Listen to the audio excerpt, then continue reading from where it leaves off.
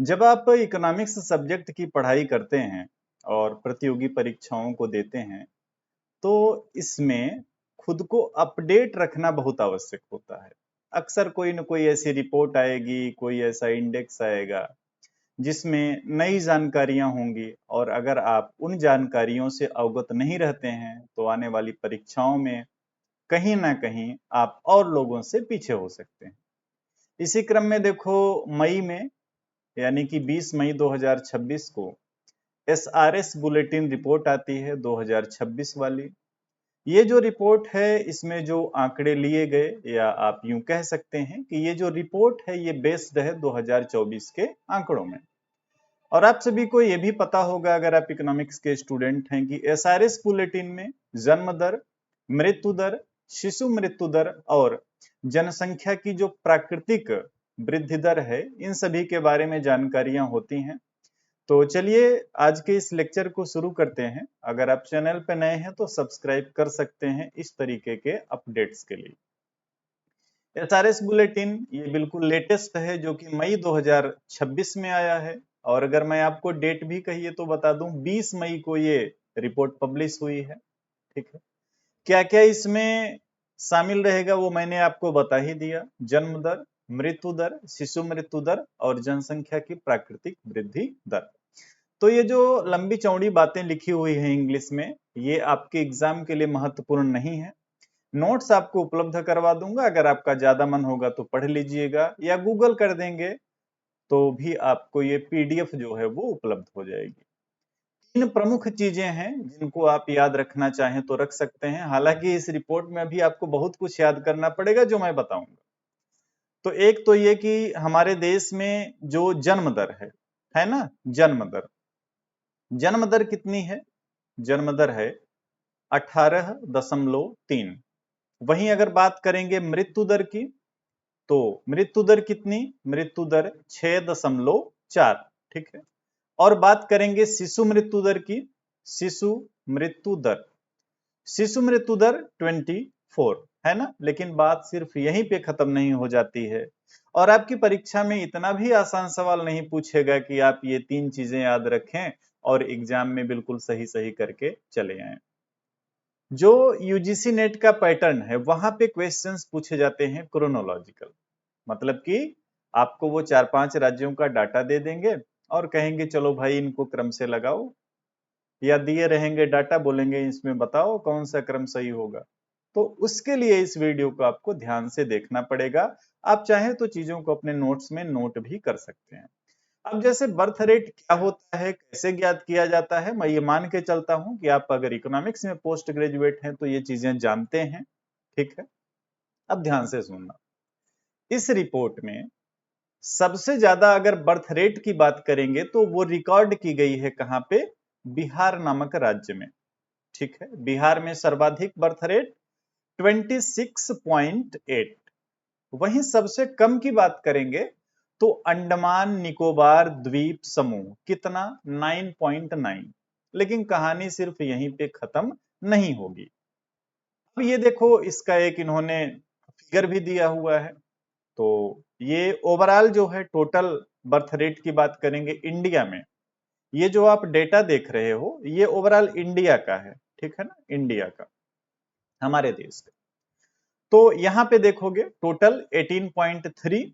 वहीं अगर इसमें आप देखना चाहोगे कि ग्रामीण क्षेत्र में कितना है तो 20.2। वहीं शहरी क्षेत्रों की बात करोगे तो 14.7। इतना तक तो आसान है। ठीक है, आगे बढ़ते हैं। डेथ रेट यानी मृत्यु दर की बात करते हैं। मृत्यु दर जो सर्वाधिक रिकॉर्ड की गई वो रिकॉर्ड की गई छत्तीसगढ़ में, कितना? 8.4। 8.4। वहीं अगर बात करेंगे ओवरऑल इंडिया में तो पहले ही आपको बता दिया था शुरुआत में ही 6.4। और ध्यान रखना ये पूरा का पूरा डाटा बेस्ड है 2024 के लिए। अच्छा, सबसे कम मृत्यु दर कहां पे, किस राज्य में रिकॉर्ड होती है? ये चंडीगढ़ में रिकॉर्ड हुई, 3.9, 3.9। ओके। अब इसमें देखो ये भी दिया हुआ है कि 1971 में 14.9 था, अभी जो है 6.4 आ गया है। आगे देखोगे तो इन्होंने 2014 से कंपेयर करके दिखाया है कि वर्तमान में जैसे देखो 2024 के आंकड़ों में 6.4 है, 14 में 6.7 था। आप याद रखना चाहें तो रख सकते हैं, बाकी कोई इतना ज्यादा नहीं ध्यान। ठीक है, आगे बढ़ते हैं। शिशु मृत्यु दर की बात करते हैं। सर्वाधिक शिशु मृत्यु दर रिकॉर्ड हुई है छत्तीसगढ़ नामक राज्य में 36। वहीं बात करेंगे सबसे कम मणिपुर नामक राज्य में मात्र और मात्र 2।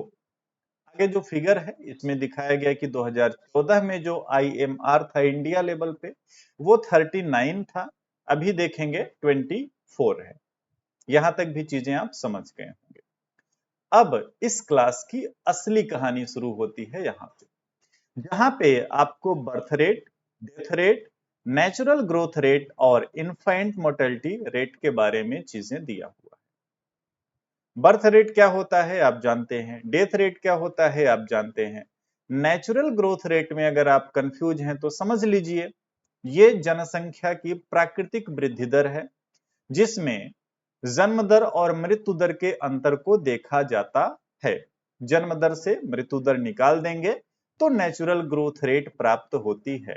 आपकी परीक्षाओं में जो ज्यादातर सवाल पूछे जाते हैं वो बर्थ रेट के क्रोनोलॉजी से, डेथ रेट के क्रोनोलॉजी से या इन्फेंट मोर्टेलिटी रेट के क्रोनोलॉजी से, नेचुरल ग्रोथ रेट से सवाल नहीं आते। इन्हीं को फोकस करना है। सबसे पहले मैंने आपको बताया कि इंडिया में बर्थ रेट 18.3 रिकॉर्ड हुई है, डेथ रेट 6.4 रिकॉर्ड हुई है और infant mortality rate it means IMR 24 record की गई है। अलग अलग राज्यों का डाटा आपको दिया है। ये आंकड़े देख के आपको डर लग सकता है, आप कंफ्यूज हो सकते हैं, आपको ये लगेगा कि कैसे याद रख पाएंगे। लेकिन जो पेपर बनाता है वो थोड़ा सा आपके लिए उदार हो जाता है। वो ज्यादातर सवाल ऐसे बनाते हैं जिसमें टॉप 5 या बॉटम 5 उन्हीं से रिलेटेड क्वेश्चंस आपसे पूछे जाते हैं। तो ये पूरी कहानी देखो, एक एक डाटा याद रखना संभव भी नहीं है, अगर आप कर पाए तो बेहतर है। एक यहाँ पे आप बात ध्यान देना, जैसे आप किस राज्य से हो, उदाहरण के लिए आप अगर उत्तराखंड राज्य से हो, आने वाले टाइम में उत्तराखंड PGT का एग्जाम होने वाला है, तो अपने राज्य का डाटा आप जरूर याद रखना। ठीक है, अपने राज्य का। आप मध्य प्रदेश से हो, मध्य प्रदेश में देख लेना बर्थ रेट कितनी रिकॉर्ड हुई, डेथ रेट कितनी रिकॉर्ड हुई और IMR की क्या स्थिति है। तो आप जिस भी राज्य से हो, आने वाले टाइम में अगर कोई एग्जाम है तो अपने राज्य का डाटा तो आप नोट कर लेना अपने नोट्स में। बाकी मैं आपका काम आसान कर दे रहा हूं। ये पूरी कहानी आप ना तो याद रख पाएंगे, ना किसी सामान्य व्यक्ति के लिए याद रखना संभव। करेंगे क्या, परीक्षा के दृष्टिकोण से ध्यान देंगे। तो ध्यान क्या देना है, सबसे पहले हम बात करेंगे जन्म दर की, बर्थ रेट की। टॉप 5 राज्य, सबसे ज्यादा बिहार में 26.8, उसके बाद उत्तर प्रदेश में 23.5, उसके बाद राजस्थान में 22.8, उसके बाद मध्य प्रदेश में 22.5, उसके बाद छत्तीसगढ़ में 22.2। ये टॉप 5 स्टेट हैं जहां पे सर्वाधिक जन्म दर रिकॉर्ड की गई। अब निचले राज्यों को देख लेते हैं कि भाई सबसे कम कहां पे रिकॉर्ड की गई है ना। तो देखो अंडमान में, अंडमान निकोबार द्वीप समूह जो है 9.9, उसके बाद गोवा में 10.7, चंडीगढ़ में 10.9, केरल में 11.1, तमिलनाडु में 11.6। जन्म दर का काम तमाम। ज्यादातर सवाल ऐसे ही पूछे जाते हैं टॉप 5 या बॉटम 5 से। लेकिन मैंने आपको बोला कि आप जिस राज्य से हो उसका डाटा जरूर एक बार देख लेना, क्योंकि आपके स्टेट के एग्जाम में वहां से सवाल बन सकता है। ठीक है, आगे मृत्यु दर में देख लीजिए टॉप 5 स्टेट कौन कौन से हैं। टॉप 5, छत्तीसगढ़ 8.4, उड़ीसा 7.9, केरल जिसका नाम बदल के केरलम कर दिया गया है 7.3, पंजाब 7.1, कर्नाटक 7.0। टॉप 5 हो गए। सबसे कम कहां पे मृत्यु दर रिकॉर्ड की गई, चंडीगढ़ में 3.9, मणिपुर में 4.4, NCT-D मतलब राष्ट्रीय राजधानी क्षेत्र दिल्ली 4.5, सिक्किम 4.7 और नागालैंड 5.3। ये मृत्यु दर के आंकड़े हो गए, नागालैंड छुप गया, चलो मैं थोड़ा इधर हो जाता हूं। अब देख लो 5.3 नागालैंड हो गया। तीसरा जन्म दर हो गया, मृत्यु दर हो गया तीसरा। शिशु मृत्यु दर IMR यहाँ पे क्या स्थिति है टॉप 5 की? सर्वाधिक शिशु मृत्यु दर छत्तीसगढ़ राज्य में, उसके बाद मध्य प्रदेश में, उसके बाद उत्तर प्रदेश में, उसके बाद मेघालय में, उसके बाद असम में। बॉटम 5 देख लीजिए, मणिपुर में सबसे कम मात्र 2, लद्दाख में मात्र 3, लक्षद्वीप में मात्र 3, चंडीगढ़ में मात्र 6, गोवा में 7, गोवा के साथ 2 और राज्य याद रखना, पौंडीचेरी और सिक्किम। पौंडीचेरी और सिक्किम, तो गोवा, पौंडीचेरी और सिक्किम, इन तीनों ही राज्यों में मृत्यु दर कितनी है? मात्र और मात्र 7। मृत्यु दर का भी काम तमाम हो गया। ठीक है, तो ये ओवरऑल एसआरएस बुलेटिन 2026 था। इसमें जो भी महत्वपूर्ण बातें थी आपके एग्जाम के पर्पज से, वो मैंने आपको बता दिया। याद क्या क्या रखना है? एक तो आप इंडिया का याद रखेंगे, क्या स्थिति है। उसके बाद जो मैंने राज्यों का क्रोनोलॉजिकल बता दिया उसको याद रखेंगे। उसके बाद जैसे मैंने आपको बताया कि आप उत्तराखंड के रहने वाले हों, आप उत्तराखंड पीजीटी एग्जाम में शामिल होने वाले हों, तो अपने राज्य का डाटा याद रखना। आपके राज्य का डाटा क्या कहता है कि आपके यहाँ बर्थ रेट कितनी रिकॉर्ड हुई है? 16.7। आपके यहाँ डेथ रेट कितनी रिकॉर्ड हुई है? 6.0। आपके यहाँ इन्फेंट मोर्टेलिटी रेट 19। इसको याद रखने के साथ ये भी दिमाग में बैठा के रखना कि आपके स्टेट में जो बर्थ रेट है वो इंडिया के एवरेज से कम है या ज्यादा है। इंडिया में 18.3 है, उत्तराखंड में 16.7 है, यानी उत्तराखंड में कम है। इंडिया में डेथ रेट 6.4 है, उत्तराखंड में मात्र 6 है, ये भी इंडिया के एवरेज से अच्छा औसत। शिशु मृत्यु दर इंडिया में 24 रिकॉर्ड की गई है और उत्तराखंड में मात्र 19 है। तो इस तरीके से आप जिस भी राज्य के हों, अपने राज्य का डाटा आप जरूर याद रखना। आपके राज्य में जो परीक्षाएं होने वाली हैं वहां पे यहां से सवाल पूछा जा सकता है।